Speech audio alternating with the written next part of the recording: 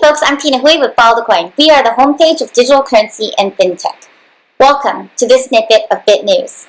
We're still following the status and update of the case of Alex Green, the former CEO of Moolah.io. As things lie right now, it's unclear to anyone if he's disappeared altogether. Want to get the details? Here we go. PC Magazine had written an article recently about the Alex Green case, had included some of Alex's own words and some details that are a little bit disturbing. He said, "My identity becomes relevant if I break the law," which is something that neither myself nor my employees have done. In a recent blog post on Moolah.io site, to be as clear as I can, I could have been born as Josh Smith, and it wouldn't matter. This is not to be taken as confirmation or admission of anything that will follow at a later stage.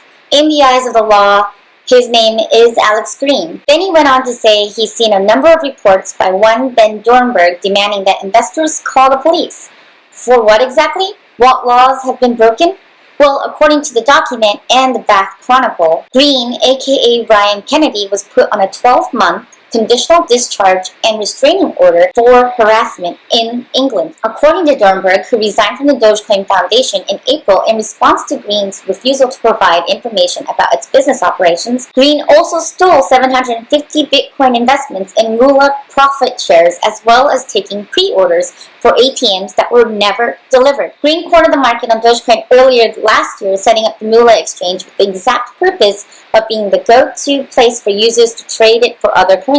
Reportedly, he's also holding 500 Bitcoins in escrow for the developer of another coin called Syscoin, along with an unknown amount of the cryptocurrency in a separate MintPal exchange, which he has since shut down. Dornberg estimates that there were at least 400 Bitcoins in that account, maybe more. The document also contained a screenshot of Green's driver's license, which lists his name as Ryan Francis Gentle. He is thought to have founded 6 companies in 2013 alone, including Lemon.sx, Certis.pw, NewPlay.co, Flurble.me, Affinity.so, Escrow.pm, and NZPX.co. Jackson Palmer and Ben Dornberg said that they'd curated their Google Doc itemizing all of the details using information they received from several anonymous emails from concerned parties within the cryptocurrency community. Photos of Green posted in that document compiled by Jackson and Dornberg also seem to match images featured on Ryan Kennedy's Facebook page, whose hometown is in California and his location is in London, just the same as the ones Green claims to be from. Geolocations that match the ones Alex Green claims to be. The Moolah CEO was also accused of failing to repay a Bitcoin loan worth approximately $4,740 by user Big Bits earlier in the year. Additionally, it appears as though Green used the bank account of a family member, Hannah Kennedy, to set up the Moolah exchange. He's had several folks who invest in the company who have subsequently sent him email logs between them and Alex or Ryan,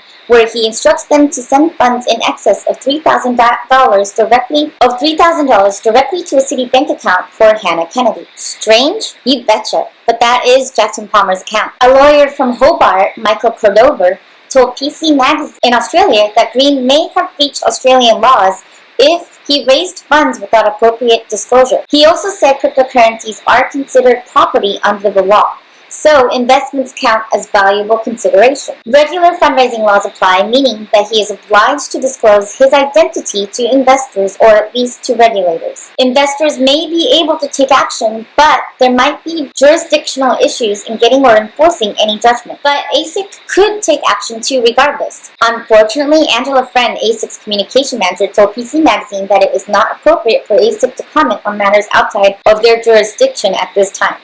Green has also been charged with harassing and threatening his customers, investors, and other users. In a now infamous video, Green is seen threatening Palmer with legal action for requesting that Moolah release the 4 security audits it claimed had been conducted on the exchange and that Green confirmed his identity. The scariest thing about the Encyclopedia Dramatica article mentioned before are these comments about Ryan, Gentle, Albrecht, Dawson, Fletcher, Kennedy. Basically, that he is a liar without real feelings, who scams people and may threaten to sue you for libel if he thinks you might write something true about him or threaten him in any way, shape, or form. Further, it details every profile of this person that looks like Alex Green and whatever identity he is claiming per year and scam, including this one now in 2014 with Alex Green. It warns that if you ever have the misfortune to cross paths with him or anyone that looks like him, to not believe a single word he says and to never give him money. So where is Alex or Ryan now?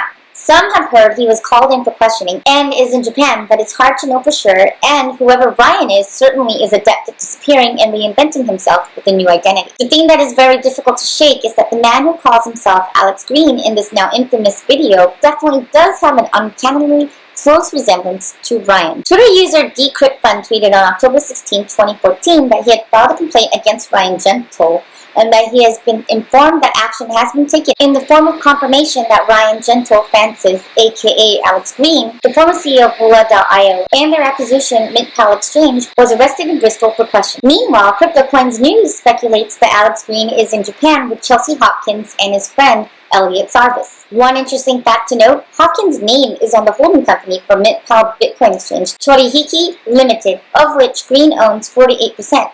Interesting, since MooPay announced their acquisition of MintPal a few weeks ago as well. It's also just being reported this weekend that the SEC is currently investigating Alex Green, MooPay Limited, and 7 other cryptocurrency companies. Things are beginning to get hairy. Chances are these are the same companies that we reported on Reddit earlier in the week that SEC will be handing out fines and other federal actions before Money 2020. The confirmation of government action comes by way of CoinFire, according to CryptoCoins News, who was first tipped off to SEC and DOJ involvement last week. Certainly the public discourse and discussion of MintPal, MooPay, and Moolah have turned up the heat for ongoing investigations. The names of the 7 other cryptocurrency companies have yet to be made public, but it is curious indeed that so many exchanges and mining hardware companies have recently declared bankruptcy. One could speculate that it might have something to do with pressure from the government to be forthcoming to some extent and forfeit their antics before they find themselves in very hot water with the feds. All 8 companies under investigation are allegedly flagged for handling unaccredited investments, though most of the SEC's attention is definitely being focused on MooPay Limited at the moment, while rumors swirl that a well-known cryptocurrency venture capitalist may swoop in to provide funds to the troubled companies in their time of need. Let's hope the VC does do some due diligence before making an investment and that he does manage to save some who are just honestly hitting some hurdles. How serious are these investigations? Well, the SEC is working with IRS accountants, which is a protocol for financial crime investigations, since financial crimes such as unlicensed securities issuance and tax evasion often occur in parallel. And now on to the question of whether or not Moolah is going to honor their refunds. The blog post says yes, and yet one use case was made public yesterday where the Syscoin team was having trouble getting their funds despite Moolah's blog post to the contrary, that customer funds are safe and that refund requests will be honored. It's unclear if folks should be giving Moolah more time to process everything that has occurred to date, but one thing is for certain, Syscoin seems ready to press on with legal action, according to their Twitter account. Finally, as far as anyone knows, and as far as we have heard, employees and friends of Alex Green, former and present, are innocent and just as shocked as the public in the stories that are unfolding. All anyone can know for certain now is that the next few weeks are and will be, as Jackson Palmer and I had discussed on our regular Follow the Coin show earlier this week, going to be extremely hectic, busy, and perhaps definitely shocking, scary, and unpleasant to some degree. And yet, once the dust does settle, there will likely be a 2015 landscape in which digital currencies will hopefully have some fair regulatory benchmarks to operate under and be on its way to legitimacy and maturity as an industry. Do stay tuned, folks. FTC will be getting to the bottom of and reporting the stories of relevance as they come our way and hoping to get the real truths. In the meantime, do be careful out there, and also now is probably a good time to get your finances and good business practices in order. Alright, that's it for this update, folks. Hope you're having a good weekend, and we'll check in again real soon. Thanks. Bye, guys.